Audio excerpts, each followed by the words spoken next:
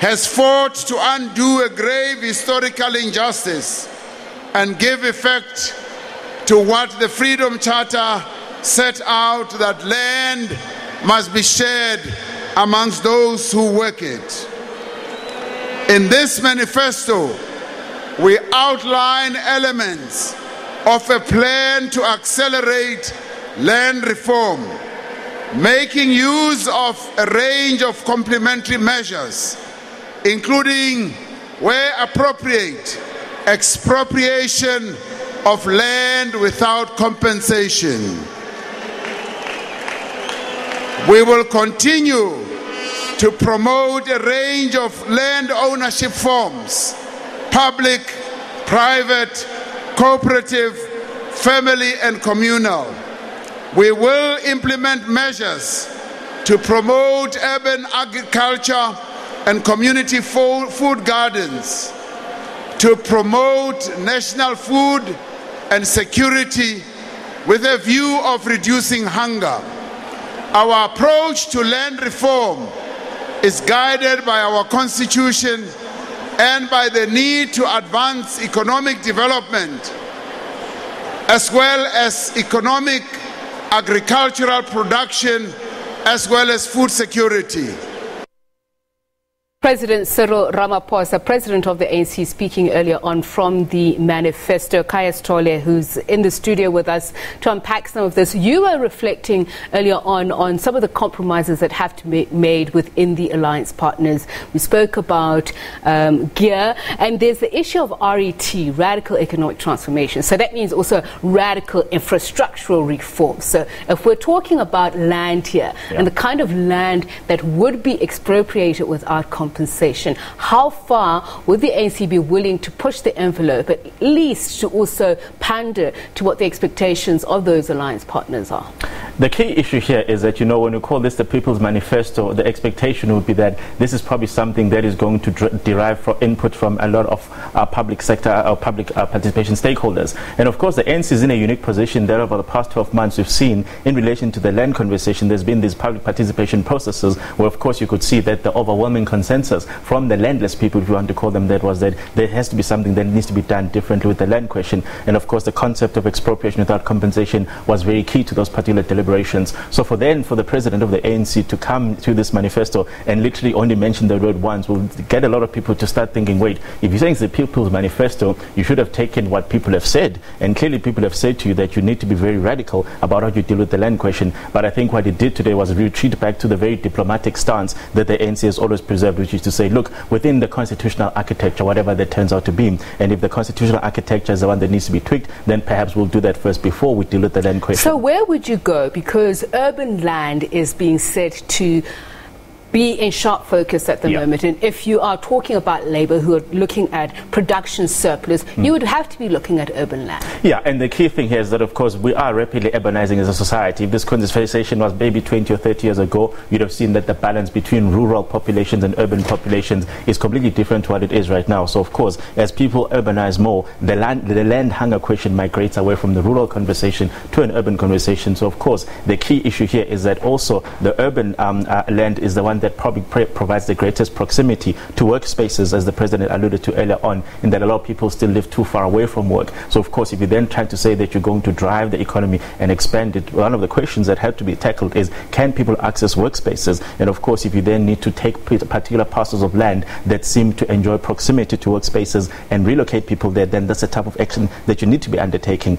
The key problem here is that if the ANC sort of starts retreating from this conversation, particularly in their manifesto, remember we still have the manifesto of the economic freedom fighters coming up in a couple of weeks. So of course this will be something that they're going to really focus on, to say, look, these people for the whole year gave the impression that they understood that the question was radical and urgent, but their manifesto seems to be retreating. So I think this is going to be a point of deliberation over the next couple of weeks. There's a huge plethora of polling data on this. I mean, it seems that if you listen to the national debate on social and in sort of mainstream mediated media, the extremes of both sides dominate the discourse to an extent. But there are other surveys, I mean, from the Institute for Race Relations, so take it from whence it comes. I mean, I realise they have a particular sort of view of the world, but they say it's not actually a main priority. Jobs by far and away is the main priority. Is there another problem for the ANC, perhaps, that any constitutional clause change would have to be agreed to by the National Executive Committee of the ANC? Tokyo, you've got Tony Yengeni and Tito Mboweni in the same NEC. The chances of them agreeing on the same 20 words for that constitutional clause, I'm guessing here, but the chances of them agreeing might be quite slim? Very slim, but remember the ANC has got this idea that it governs by consensus. So of course, even if you do have these polarizing voices where some people are on one extreme and some people are on another extreme, they will have to find a middle ground. And of course, the one thing that is unique about NEC deliberations is that they are kept private. So of course, we're going to hear one line of march. We might never know what it is that was really debated internally for them to then decide what it is that constitutional amendment ought to look like. But I do think that also what the ANC needs to be able to acknowledge is the fact that the reason the land question became such a big talking point is that far too many people just felt that the parts of the system that were supposed to be working were not working. So if the economy was not working, people said, well, maybe the land question is something that could resolve and unlock our ability to participate in the economy. And of course, if you're then trying to say that this is what you're trying to unveil as your new manifesto, there are all these things that are interconnected, and you can't afford to be seen to be omitting how to deal with parts of the system that are integral to what it is that you're trying to get across. So I do suspect that even when they do come up with their proposed amendment to the Constitution, it'll be heavily scrutinized. And perhaps if it comes before the general election, it'll be far more important for them to be seen to be taken a stance that embraces what the general opinion is out there, even if in reality it might not translate to what it is that people expect. The real factor is that a lot of people say that the Constitution already provides latitude for these things to happen, and yet it is the implementation where the ANC has struggled over the past 20 to 25 years. So even when you listen to their manifesto, they tell you these things, you're like, yeah, we've heard this before. Yes, the mechanisms, they exist. Why have you not done it? Khaya, and that becomes that question. Let's bring Sbu Ngalwa, who is in our Durban studios, back in on the conversation. We'd had lots of connection there. So Sbu, earlier on, President Cyril Ramaphosa saying that for centuries, majority of South Africans have been excluded from the economy, speaking about especially women, children and rural communities. And I'm thinking of the youth in this case. What is it that would convince them that they would now be fully taken in, especially given the plans that he's outlined, but especially on the issue of land? Land ownership of young people has not been expanded on enough. Well, I think, as you rightfully put it, that the issue of youth unemployment is a big problem in the country. And if as you can see, the ANC's manifesto for this year, for the next 5 years, is focusing on growing South Africa, which is premised on growing the economy and ensuring that young people get jobs. I think the ANC realizes that there are a lot of those energies, young people, that are not harnessed, which actually can lead to serious problems socially for us as a country if you leave young people, such a large number of young people, unemployed.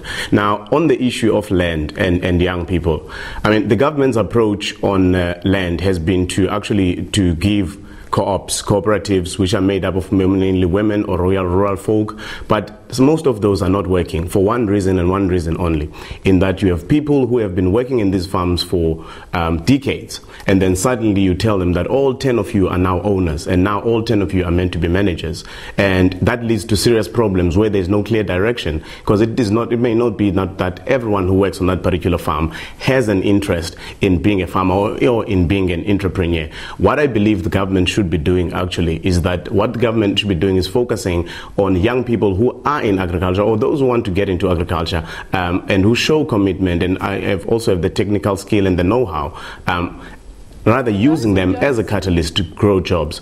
But for those who don't, a lot of the criticism has been that government has not been ensuring that there are programs that upskill, especially farmers or people who want to get into, or even identifying the right people to get into farming, because not everybody is a farmer. So how do they improve on that?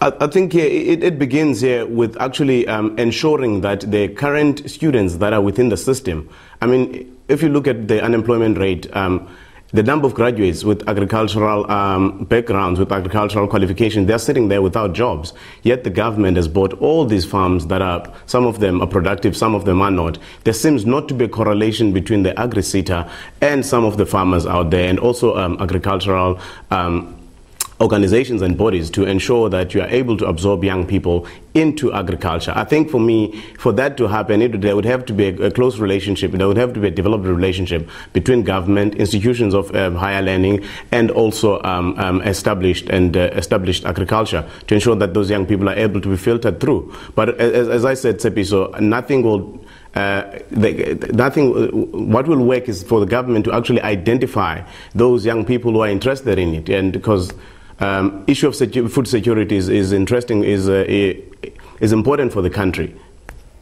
Sbu, where do you stand on this? Do you think that the ANC, by going in a sort of moderate view on land, the sort of moderate way through the manifesto, and it's a very moderate language as well in the official NEC statement rather than just the text of the speech presented by the President today, do you think that's opening the door for the EFF, or do you think the ANC has actually done enough research and maybe knows something that the sort of national discourse isn't following, that for most people they don't want that radical action right yet on land, at this moment on land?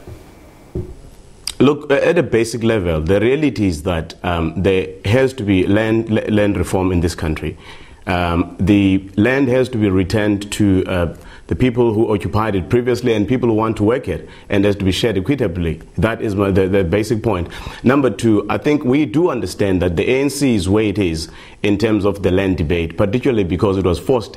The issue of land came back onto the top table and was forced into the center of our political discourse by the radical cause of the EFF. Obviously, if the ANC draws its support from the mass, from the poor people of this country who are landless, so it was not something for the ANC to ignore, which partly explains why the ANC at its 2012 Congress adopted the resolution on the expropriation of land without expropriation, which is where the ANC is seen now to be driving the debate rather than leaving it to the EFF to be shouting from the opposition side. So obviously, I think it was not one that the ANC could ignore, and that the ANC, it's a debate and a topic that the ANC wants to make sure that as we go forward, that it is actually, it drives. Perhaps just to wrap up, Khaya Sithole, on the issue of land, a final question here. On the current informal settlements, that has been seen to be largely a land abandoned by title deed holders. What happens to that land? And also just, holistically, government still is unsure of how much land it owns. So how you talk about redistribution if you still don't have an accurate picture of ownership? I think one of the great tragedies that we have in this country is that the official land order that the government has is actually understood by everybody within government and outside government as a discredited exercise. The numbers there do not make sense, and even the minister was in charge of the process back then, Google and Quinty, is unofficially acknowledging that there are significant problems with that land audit. And I suspect one of the key problems here is that the ANC has never ever taken the position to say, look, we're actually going to take a map of the entire country, find out where pockets of land are and who they belong to, and then decide that this is the picture that we'd like it to be, and this is how we get there. So that we've always lacked this roadmap of saying that in this particular province, for example, this is what the picture looks like now. In 3 or 5 years' time, this is what the picture ought to look like. If you go back to even to the time that the original land redistribution framework was created, the answer was that we simply want to redistribute 30%. But that was never very clear to most people to say, well, 30% of what? Because if you then look perhaps between Sandton and across the road in Alex, when you talk about the 30% redistribution, what was this picture supposed to look like in this land reform paradigm that the ANC had in the past? Now, over time, they've simply just migrated from one administration to the other without ever taking a point to say, well, actually, this is the picture that we thought we'd have at this point in time. This has not turned out to be, so therefore, this is the reform program that we want to put out there. They've literally found themselves cornered by the EFF who say there is a land problem out there. And even in this manifesto, I didn't finally get this light bulb moment to say, wow, the ANC finally gets it. The ANC finally has a plan for the land question. So do I think that the land problem will look differently in the next 5 years? Look, without the intervention of external forces, be they the EFF or be they the public at large, you get the impression that the ANC is simply going to try and do things the way that it understands it best. And unfortunately, according to society, the way the ANC has dealt with the land question in the past 24 years has simply been inadequate. All right, thanks a lot, Khaya Sithole, our resident analyst here in studio. Of course, in Durban, Sbu Ngalwa will continue the conversation with him and many other themes that we have for you. Do stay in touch via Twitter, #FullView. Share your views with us about the ANC's People Manifesto.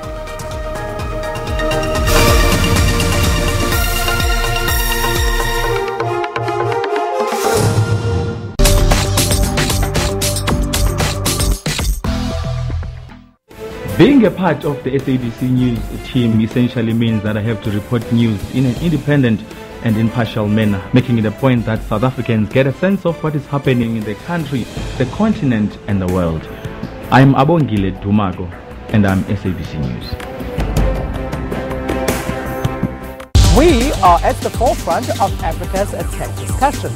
We're already planning for the 5G spectrum to be licensed by